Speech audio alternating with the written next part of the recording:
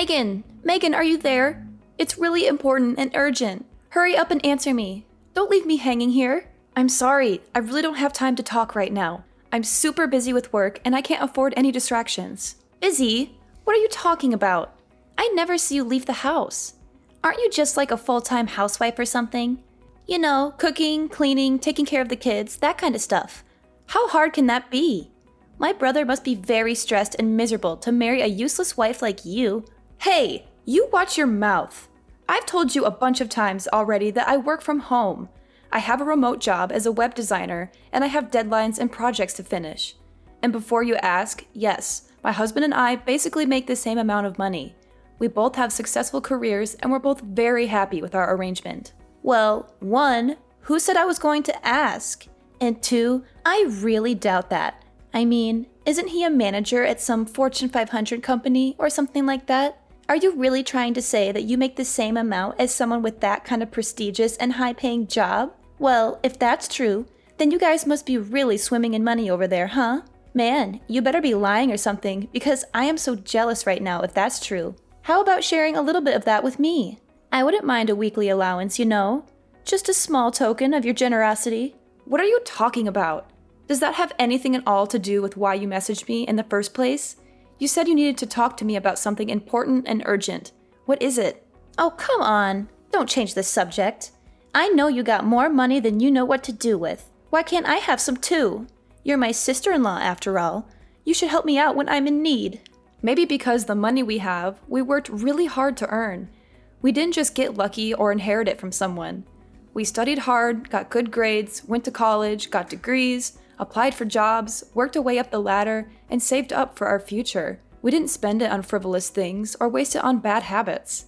We made smart choices and we're proud of them. I mean, I know you had that part-time job for a little bit while you were in high school, but have you ever even had a job after that? That's what I'm saying. That's why I need money, because I don't have a job and I don't want one either. They're boring and stressful and they take up all your time and energy. Besides, my boyfriend and I want to travel somewhere and we need money to do that. We want to see the world and have fun and enjoy life while we're young and beautiful. Then do what we did. Find a job, work hard, save up, and then you can go on your trip. That's how most people do it. Are you serious? But that's so lame. I could never do something as uncool as that. Are you calling having a job uncool? It's not that I disagree with you, but I really worry for your future if that's how you think of working. How are you going to support yourself when your boyfriend dumps you or when your parents stop giving you money? Well, duh. That's because I'm just going to marry rich and never have to worry about any kind of lame stuff like that. That's my dream and my plan. And don't worry about my boyfriend dumping me or my parents cutting me off. They love me too much to do that. What? Is that really your plan? Just marry rich? Has it ever occurred to you that someone that rich might want someone just as motivated to work and succeed? What? And are you trying to say that I'm not that kind of person or something? Are you trying to insult me or hurt my feelings? Because if you are, then you're doing a terrible job at it. Well, I know you don't have a job, and I'm pretty sure you never do any kind of housework either, so... And you're cooking. Well, remember what happened last time you tried to make something for the family, right? We all just ended up ordering takeout after one bite. You said you wouldn't bring that up.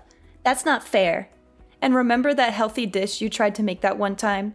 It was that stew that you just dumped a whole bottle of vinegar and that terrible health powder into? Oh man, that was a classic. But anyways, I guess my point was to say that you probably don't cook much around the house either. You probably just order food or eat out all the time. It wasn't the whole bottle, you know. Besides, we'll just hire a maid for all those kinds of things, so problem solved. Yes, you're very clever. Alright, well, do what you want, I suppose. Anyways, I have to deal with some clients, so I can't text anymore. See ya. That's fine. I was going to head over to your place to hang out anyways. What? You mean, like right now? I'm sorry, but I have a couple of friends coming over tonight. Let's hang out another day, okay? Oh, don't worry. I don't mind. They won't bother me at all. That's not what I was worried about. I'm the one who's going to be bothered. You always crash my parties and make everything awkward and annoying. Do you remember the last time you went to my house while my friends were here? You made fun of our hobbies and interests and acted like you're better than us, which caused trouble and drama and ruined the mood for everyone. I already said it'll be fine. See you in a little bit.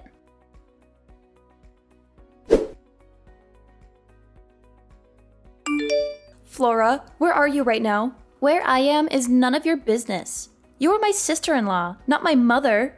It's not your duty to keep tabs on me and monitor my every move. I don't have time to argue with you. Tell me the truth. Did you sneak into my driveway and take the Ferrari that was parked there for a joyride? I need to know right now. Answer me. What's the big fuss? Why are you freaking out? It's no big deal. My boyfriend and I just thought it would be fun to take it for a little spin, that's all. What? A spin, huh? Yep. The wind and sun just feel amazing. We didn't do anything wrong. We just wanted to have some fun. And where, may I ask, did you get the keys for that car? Well, when I was leaving your place, I saw the key case lying there in a bag, and I just kind of helped myself. I thought you wouldn't mind if I borrowed it for a while. You wouldn't even notice if one was missing. You just rummaged through a bag you found at my place? It wasn't some random bag, it was yours. And I figured since we were sisters, what's yours is mine kind of thing, you know? Sharing is caring and all that. Flora, that bag wasn't mine. I don't own a bag like that. Oh, really? Oh well. I guess it doesn't really matter exactly whose bag it was. I mean, who could even worry about the small details like that when the keys to a Ferrari are sitting right there in front of you? It's like fate or something. Well, you better start worrying about them. Anyways, my boyfriend and I wanted to pretend honeymoon, so that's why we took it. We'll be back in a few days. You took that car so you two could go have a pretend honeymoon? That's what I said. And this guy says he goes to Harvard, so, you know, he'll be set for life. Maybe we'll even get married for real one day. Of course, if that were the case, then we could go abroad for our honeymoon, of course. I can picture it now, globe-trotting from one fancy hotel to the other with my new husband. It sounds dreamy, doesn't it? And now we're getting to practice that in this Ferrari. I would have never guessed this would be happening to me in 1,000 years. Today might be the day I ask him what he thinks about, you know, tying the knot. Stop talking about your fake honeymoon and return that car right now. Yuck. Chill out. Flora, this isn't a game. I am being serious. Don't let things go too far. Why are you always trying to spoil my fun, huh? How come you never told me you own such a cool car? Why did I just find out about this today? Flora, the car isn't mine. Wait, are you serious? It's not your car? No, it belongs to one of my friends who was at my place when you came over. You're not talking about the one really poor-looking lady, are you? That lady is not poor in the slightest. Well, if she really was rich enough to afford this car, then how come she wasn't wearing any expensive clothes or anything when I was there, huh? Because she's just the type of person who likes to spend money on cars and not clothes. Oh, I see what you're doing here. You're just jealous and you don't want me to have any fun. I get that you didn't want to lend the car out, but there is no need to lie to me about who really owns it. Oh my god, I literally cannot deal with you right now. Just bring the car back now, okay? Sorry, we already hit the freeway. I think it's a little late for that now. The freeway? Just where are you planning on taking it? Don't worry about it. Daniel is a great driver. It'll all be okay. Has he ever even driven a sports car like that before? Nope, he says it's his first time. And you took it on the freeway? I know, isn't it so cool? Just bring that car back now, okay? How many times do I have to say this isn't my car? Why are you so stubborn? Nah, we're good. After all, we need to use this car to get around on our fake honeymoon. This isn't a game, Flora. I'm being serious. Oh, and one more thing. I borrowed your credit card. Hold on a second. You did what? Yeah, I borrowed your credit card. Why didn't you tell me about that either? I didn't know you were a black card holder. I thought they only gave those out to celebrities and famous people and stuff. You must be really rich and successful, huh? What do you mean, black card? I don't have a black card. It's bad to keep lying to your sister-in-law like this, you know? You should be more honest and generous with me. After all, we're family, right? Wait, I am being serious. Do you have a problem with reading comprehension? That card is not mine. It belongs to someone else. Anyways, we'll be taking both your card and your car for our little escapade. We already stopped to get lots of clothes and other supplies for our trip with the card. And of course, we spared no expense and got all branded stuff. I think we've already spent like 20 grand or something. You've spent $20,000 using that card already? Yeah, and it doesn't seem like we're even scraping the limits of what this card can do. Who knew you could do so much with a black card?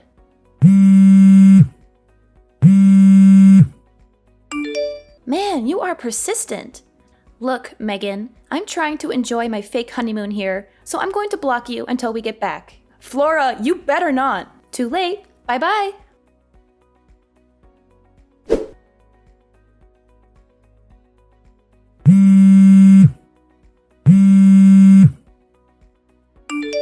Megan, pick up the phone. It's an emergency. I'm not joking around. I'm being serious. You have to answer me right now. What do you want? I'm busy right now. Can't you leave me alone for once? I can't use your credit card anymore. It stopped working. Was it a fake or something? Did you trick me into taking a fake card? Was the black card you stole a fake? Yeah. Daniel and I are trying to check into our hotel, but they won't accept our card. We made them try again and again, but they said the payment wasn't being accepted. That means that the card was a fake or something, right? Oh man, this is bad. What should we do? Flora, you can't use that card because the owner froze it. They realized someone stole their card and they called the credit card company to stop any more purchases from being made on that card. What? They froze the card? How could they do that? Yeah, it's that thing when you call the credit card company to stop any more purchases being made on that card. It's a very common and sensible thing to do when someone steals your card. I know what freezing a card means. But if the card is frozen, then that means we can't check into our hotel. And the room I booked was supposed to be one of the best suites this place could offer. It had a jacuzzi and a balcony and a minibar and everything. It was supposed to be our dream vacation. Maybe just try paying for the reservation with your own money instead. But we only have a little bit of cash on us right now. We spent most of it on gas and food and souvenirs and stuff. We thought we could use your card for everything else. I see. And if it was a hotel suite that I'm sure cost quite a bit, huh? Maybe just go to the bank and take out some money to pay the deposit. You know, the bank where you have an account with your own money. I didn't bring any of my bank cards on this trip. Wow. Are you serious? Going out to such luxurious places, but you didn't bring money, but only care about using a black card that's not yours? How irresponsible and selfish can you be? I didn't think I'd need to since I was going to be using your card instead. That's why I need you to go unfreeze the card right now. Please, please, Megan, please. You're my only hope. Look, I tried to explain this to you earlier, but that card doesn't belong to me. But that wasn't a lie? You weren't trying to trick me or prank me or something? Flora, open your eyes. Look at the card. What name is inscribed on it? Is my name Megan Flynn? But I thought I looked at it before I took it. Let's be real here. You barely read at a 4th grade level, so let's not pretend literacy is your strong suit.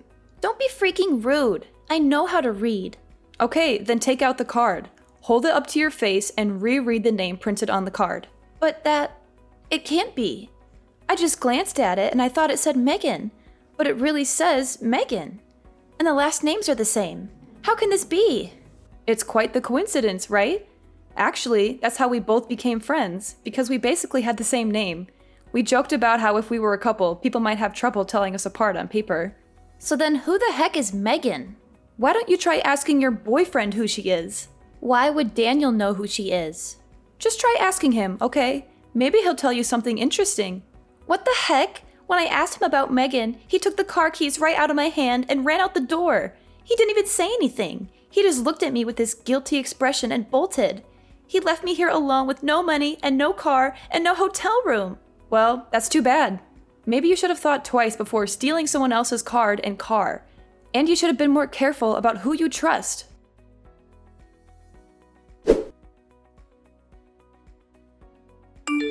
Hey Flora, were you able to catch Daniel in the end? Did you find out why he ran away from you like that?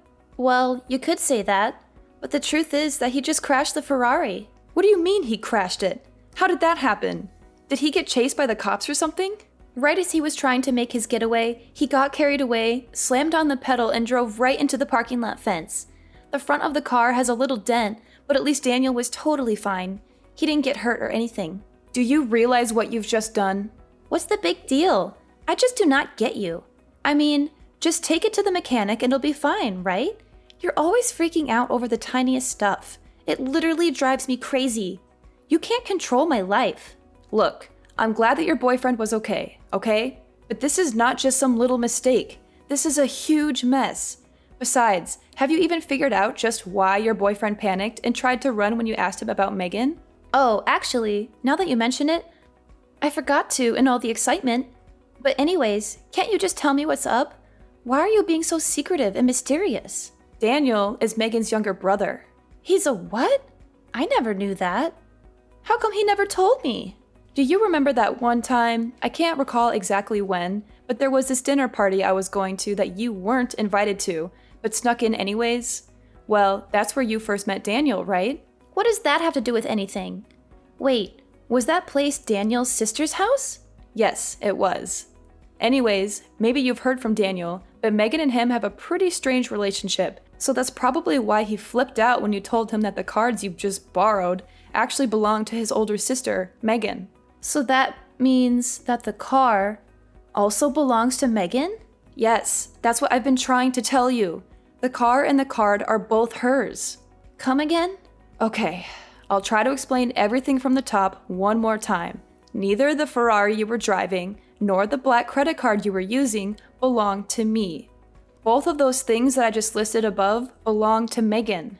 Wait, so then her own little brother doesn't even know what kind of car she drives? Well, she just picked up the car about 3 days ago or something. I'm not sure Daniel ever knew she owned it to begin with. At least that's what Megan is telling me right now. Megan is there with you? Yup. And is she mad at all? I would describe her as very mad, actually. And after using her card to buy $20,000 worth of crap on top of all the fees you'll have to pay to take the car into a specialist who deals with imported cars, you're probably looking at about $100,000 in damages, at least. $100,000? And that would be the low end of how much you might owe at the end of this. That is why Megan has just been furious since this morning, really. I mean, who knows what she'll do to you both when you get back. Honestly, she's had a pretty scary face all day. It's starting to creep me out. I'd be worried. It's that bad, huh? Seems that way, yes. And one more thing. What else could you possibly have after all that? Well, we got a call from the hotel you two were just trying to check in at. The hotel called you? What did they want to talk about? Well, Megan's husband actually manages a resort company, and it turns out he's pretty close with the owner of that hotel. So he got a call right away when someone using his wife's card showed up. Wait, what are you getting at? What are you going to say next? I'm getting there. Anyways, I guess the police showed up to the hotel to ask about who this person with his wife's card was and was asking Megan's husband if they wanted to pursue any legal action. I mean, I won't lie. She's not a lady you want as your enemy. Anyways, on that note, I gotta go. See ya.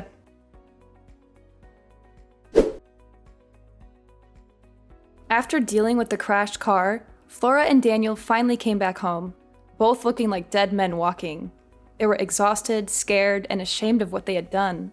Megan was, of course, waiting for them in a swiveling chair we have, just so she could turn around dramatically to greet them as the two of them got on their knees to beg for her forgiveness. She had a cold and stern look on her face as she took out an envelope from her breast pocket and handed it to them. Inside was an invoice for $70,000. Listed there were, of course, the goods purchased with her stolen card, as well as the estimated cost for the Ferrari repairs. Towards the end of the items, however, was also listed the repairs on the hotel parking lot's fence, which was destroyed in the accident, as well as a hefty fine for reckless driving. Megan told them they should both be grateful that she didn't call the police on them or sue them for damages. She said she was being generous and merciful by giving them a chance to pay her back. Now, Flora is working at one of Megan's husband's resorts. She has to do all kinds of menial and humiliating tasks, such as cleaning toilets, scrubbing floors, and serving rude guests. Meanwhile, Daniel had to drop out of college and find a job at a company owned by a friend of Megan's. He has to work long hours in a cubicle, doing boring and tedious paperwork. He also has to endure the constant mockery and harassment of his boss and coworkers, who know he is there only because of Megan's influence. She made sure to wish them both good luck in paying back every single dime they owe. She also said she would be keeping an eye on them and monitoring their progress. She still goes to check on the two of them periodically. I think she gets some kind of sick pleasure out of seeing them both work so hard for what they did to her. She always has a smug smile on her face when she visits them. She says she is just being friendly and supportive, but I know she is really enjoying their misery.